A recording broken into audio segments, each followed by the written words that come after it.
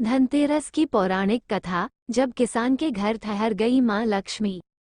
कार्तिक कृष्ण पक्ष की त्रयोदशी तिथि के दिन धनतेरस का पर्व पूरी श्रद्धा व विश्वास के साथ मनाया जाता है। धनवंतरी के अलावा इस दिन देवी लक्ष्मी और धन के देवता कुबेर की भी पूजा करने की मान्यता है। इस दिन को मनाने के पीछे धनवंतरी के जन्म लेने की कथा के अलावा इसके बारे में एक दूसरी कहानी भी प्रचलित है। कहा जाता है कि एक समय भगवान विष्णु मृत्युलोक में विचरण करने के लिए आ रहे थे, तब लक्ष्मी जी ने भी उनसे साथ चलने का आग्रह किया।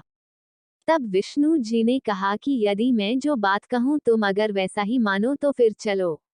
तब लक्ष्मी जी उनकी बात मान गईं और भगवान विष्णु के साथ भूमंडल पर आ गईं। कुछ देर बाद एक जगह पर पहुंचकर भगवान विष्णु ने लक्ष्मी जी से कहा कि जब तक मैं न आऊं तुम यहाँ ठहरो। मैं दक्षिण दिशा की ओर जा रहा हूँ, तुम उधर मत आना। विष्णु जी के जाने पर लक्ष्मी के मन में कौतूहल जागा कि आखिर दक्षिण दिशा में ऐसा क्या रहस्य है जो मुझे मना किया गया है, और भगवान स्वयं चले गए। लक्ष्मी जी से रहा न गया और जैसे ही भगवान आगे बढ़े लक्ष्मी भी पीछे पीछे चल पड़ी। कुछ ही आगे जाने पर उन्हें सरसों का एक खेत दिखाई दिया जिसमें खूब फूल लगे थे। सरसों की शोभा देखकर वो मंत्रमुग्ध हो गईं और फूल तोड़कर अपना श्रृंगार करने के बाद आगे बढ़ीं। आगे जाने पर एक गन्ने के खेत से लक्ष्मी जी गन्ने तोड़कर रस चूसने लगीं। उसी क्षण विष्णु जी आए और ये देख लक्ष्मी जी पर नाराज होकर उन्हें शाप दे दिया कि मैंने तुम्हें इधर आने को मना किया था, पर तुम न मानी और किसान की चोरी का अपराध कर बैठी। अब तुम इस अपराध के जुर्म में इस किसान की 12 वर्ष तक सेवा करो। ऐसा कहकर भगवान उन्हें छोड़कर क्षीरसागर चले गए। तब लक्ष्मी जी उस गरीब किसान के घर रहने लगीं। एक दिन लक्ष्मी जी ने उस किसान की पत्नी से कहा कि तुम स्नान कर पहले मेरी बनाई गई इस देवी लक्ष्मी का पूजन करो, फिर रसोई बनाना, तब तुम जो मांगोगी मिलेगा। किसान की पत्नी ने ऐसा ही किया। पूजा के प्रभाव और लक्ष्मी की कृपा से किसान का घर दूसरे ही दिन से अन्न, धन, रत्न, स्वर्ण आदि से भर गया।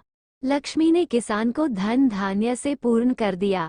किसान के 12 वर्ष बड़े आनंद से कट गए। फिर 12 वर्ष के बाद लक्ष्मी जी जाने के लिए तैयार हुई। विष्णु जी लक्ष्मी जी को लेने आए तो किसान ने उन्हें भेजने से इनकार कर दिया। तब भगवान ने किसान से कहा कि इन्हें कौन जाने देता है, ये तो चंचला हैं, कहीं नहीं ठहरती। इनको बड़े बड़े नहीं रोक सके। इनको मेरा शाप था, इसलिए 12 वर्ष से तुम्हारी सेवा कर रही थी। तुम्हारी 12 वर्ष सेवा का समय पूरा हो चुका है। किसान हठपूर्वक बोला कि नहीं, अब मैं लक्ष्मी जी को नहीं जाने दूंगा। तब लक्ष्मी जी ने कहा कि हे किसान, तुम मुझे रोकना चाहते हो तो जो मैं कहूँ वैसा करो। कल तेरस है, तुम कल घर को लीप पोत कर स्वच्छ करना, रात्रि में घी का दीपक जलाकर रखना और सायंकाल मेरा पूजन करना और एक तांबे के कलश में रुपए भरकर मेरे लिए रखना।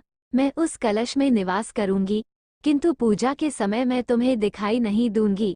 इस एक दिन की पूजा से वर्ष भर मैं तुम्हारे घर से नहीं जाऊंगी। ये कहकर वह दीपकों के प्रकाश के साथ 10 दिशाओं में फैल गईं। अगले दिन किसान ने लक्ष्मी जी के कथानुसार पूजन किया। उसका घर धन धान्य से पूर्ण हो गया। इसी वजह से हर वर्ष तेरस के दिन लक्ष्मी जी की पूजा होने लगी।